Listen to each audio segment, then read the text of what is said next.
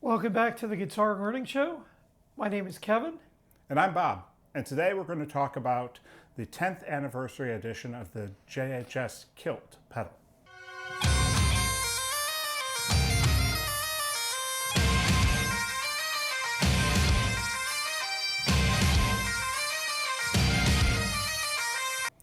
So the Kilt was JHS's actually first artist pedal. No kidding. Yeah, working with Stu G from the UK band Delirious. It's based off the Expandora pedal, which is a Japanese distortion pedal that Stu G used on his board, and he wanted something a little more flexible than that. So the Kilt was born.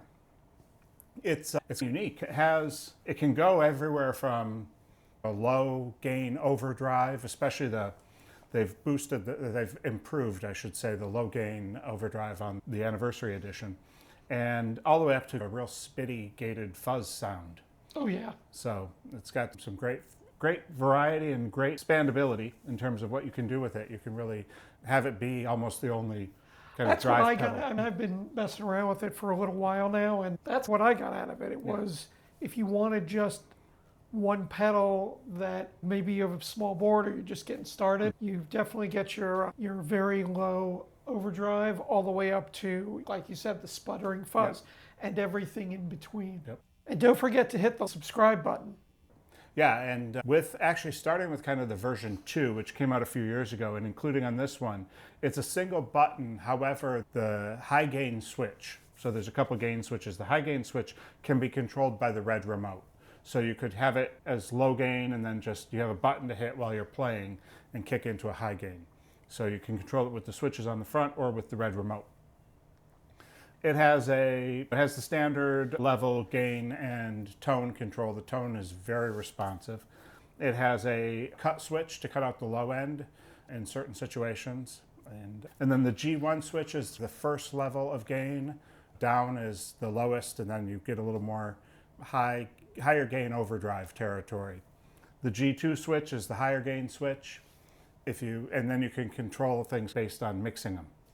So if you have G1 on and G2 off, you get one level of overdrive. If you have G2 on and G1 off, you get into kind of a distortion. Sure.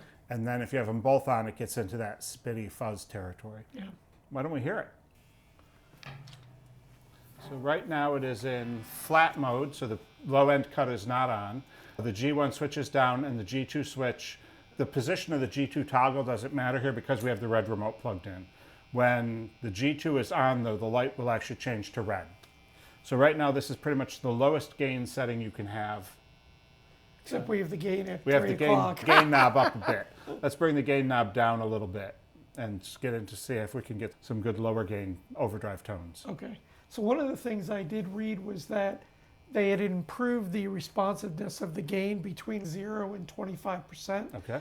There is nothing at 0 though. So Yeah. I think that's a little bit of a misprint there. Yeah, 1 to 25%. Maybe. Let's bring it down real low, and we'll just start with it real low, and I'll sort of bring it up as you play.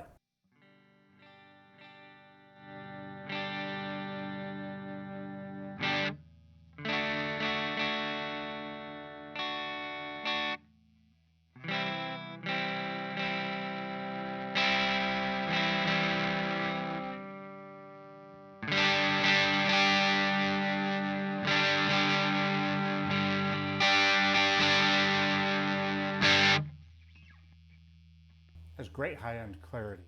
Yeah.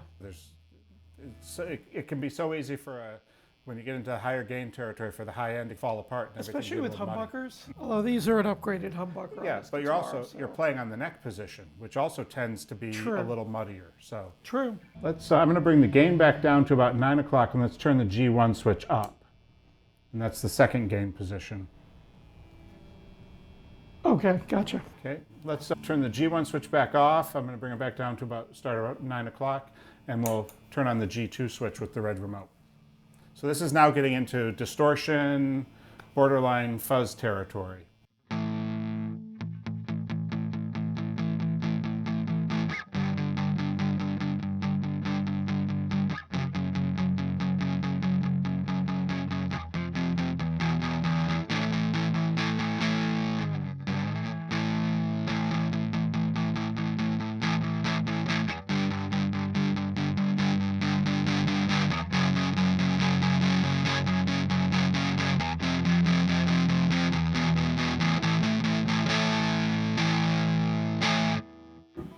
Okay, let's just go full tilt now. We'll have the G1 is on and the G2 is on. We'll start at about 9 o'clock, and then I'll start pushing it up, and we'll get into that kind of gated fuzz territory.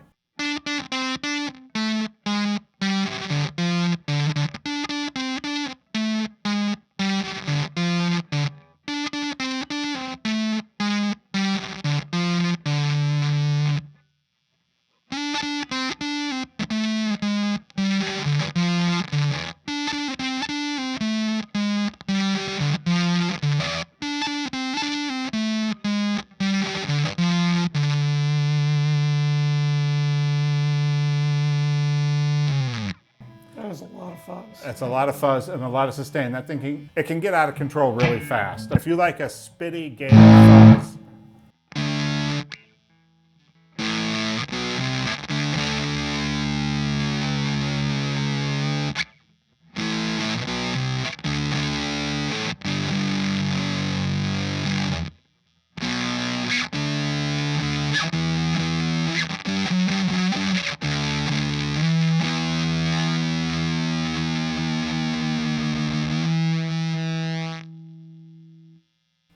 I love it. This pedal just sounds fantastic.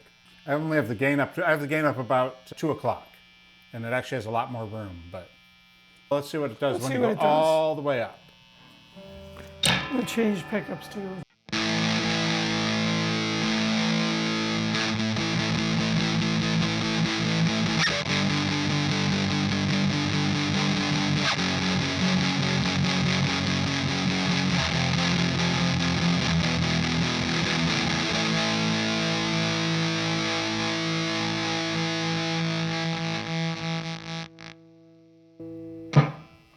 Pretty cool. Yeah.